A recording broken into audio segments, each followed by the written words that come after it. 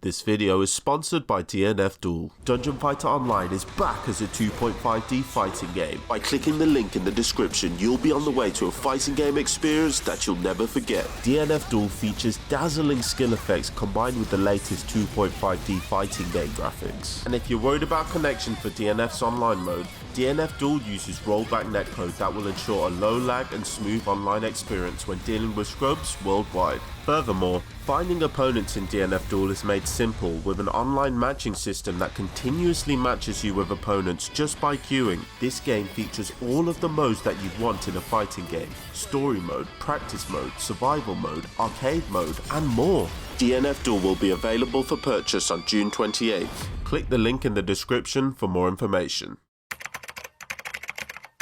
Good morning. So in the last Tekken 8 theory video I made 3 years ago. Wait, bro, that was 3 years ago. 3 years ago! Nah, it's not fair. It's not fair. Anyway, I failed to mention that Jun Kazama was in Tekken 8 at all. It's pretty obvious to me now that Jun is going to be in Tekken 8 because she's the one thing connecting Jin and Kazuya, and that's like the final battle, so I don't know what I was doing. I don't know, bro. So Jun fell for Kazuya in Tekken 2 because of his red shoes, and I believe they were the Yeezy Boost 97. They were fresh as f***. So a big question that comes to mind when thinking of Jun is she dead or missing? Well, at the end of Tekken 2, the ogre pulls up on Jin and Jun in their forest home, and I believe the ogre booted Jin in the head because he fell unconscious. He woke up and saw his whole house burnt down with no sign of his mom. At this point, Jin pretty much thinks that his mom is dead because he did look everywhere for her as well. They even held a funeral on Yakushima Island, the island in which she lived and supposedly died. Fun fact, this is where Asuka and Jin first met, and in the Tekken 3 intro, which followed this attack from Tekken 2, you could see the ogre holding up her head here, and it kinda looks like Jun. But nope, the creator of Tekken himself denied this and said, this isn't Jun, it's just not her. Shut up and sit the head down! Shut up, don't ask me for shit. I like to think that this was the original king because he was confirmed to have been killed by the Green Man. So rest in peace, King. I'm sure all of these children are very devastated. Alright, so if Jun's alive, where is she? Has she just been hiding out on this island this whole time? You know, I did look it up and there are some hotels there and they look pretty good. Who knows, Jun could be hibernating in the forest just like Jin did throughout the whole of Tekken 7. What's stopping her from sleeping through 5 games?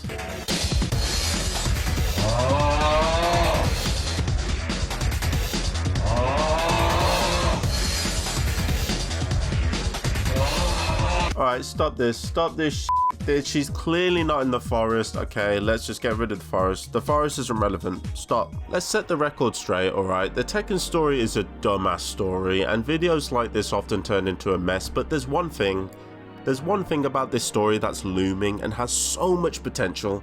Yep, that's right. The Hachijo family.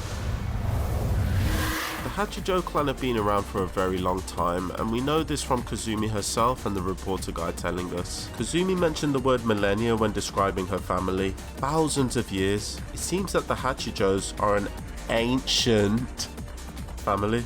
The Hachijo clan are the sole reason that the devil gene exists. So all of these devil powers you see in Tekken don't exist if the Hachijo clan don't exist.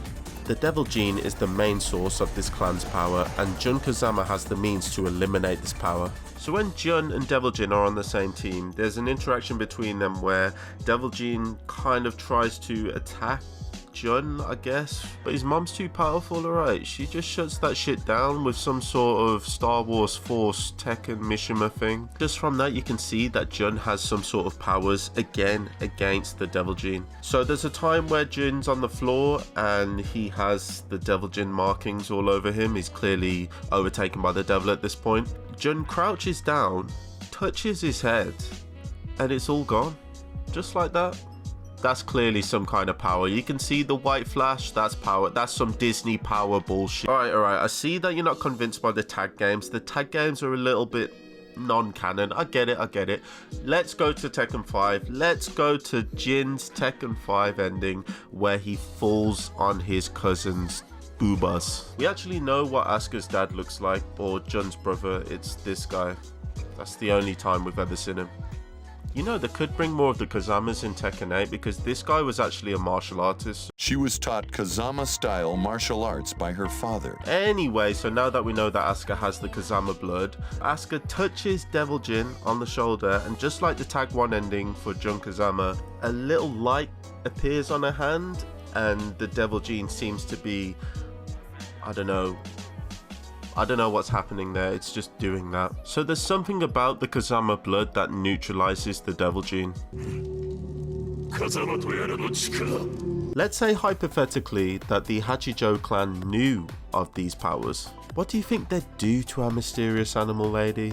Exactly, they'd send over an ancient warrior to destroy or capture her. I believe that the Hachijo family have a connection with the ancient ogre. If you look at anybody who possessed the Devil Jin, Kazuya, Jin, Kazumi, they all have glowing red eyes. Look at Ogre's eyes, they're glowing red.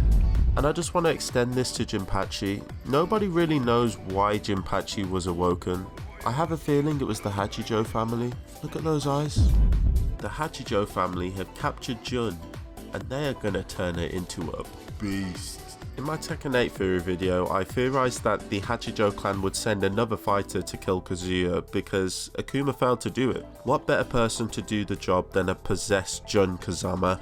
The Kazama blood and Devil Jin mixed together is so powerful, you can see it with Devil Jin. This is all getting me quite aroused for Tekken 8, but it might not happen. They may not use the Hachijo family as the main plot point. I think it would make sense, and I think it would explain a lot of things that don't make sense in this story.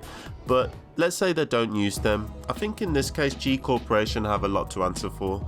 As discussed in the Tekken 8 theory video, link in the description, most of the corporations and organizations died off after Tekken 7, and Kazuya being Kazuya is just destroying the world, and he's the leader of G Corporation, so I'm guessing they've got a lot of power at this point. They are the one corporation that are able to revive people from the dead. We saw this happen to Kazuya in Tekken 2 after he got thrown into the volcano and he was missing for Tekken 3. Guess who else went missing after Tekken 2? Kazuya got murked by Heihachi, okay? He got thrown into a volcano. Look at this guy. It may be the case that Jun also got murked and G Corporation captured her and began the revival process at the same time. And as this revival process went on, the Tekken force sent by Heihachi went into G Corporation and tried to attack, but Kazuya got revived and he killed everyone, so we don't know what's in those labs. And now that Kazuya is the leader of G Corporation, he can use Jun as a wildcard against Jin. This would be an ideal explanation for why she disappeared for 5 games. Jun will be coming back to Tekken 8 and she will be involved in the final battle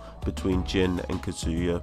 Comment below if you have any more theories on how Jun could return in Tekken 8, and let me know who will win, Jin or Kazuya. I think Jin will win, but you know, anything can happen. That's all from me today. Thank you so much for listening to me for the past 10 minutes. If you enjoyed the video, make sure to leave a like. Thank you so much again for watching the video, and I'll see you next time.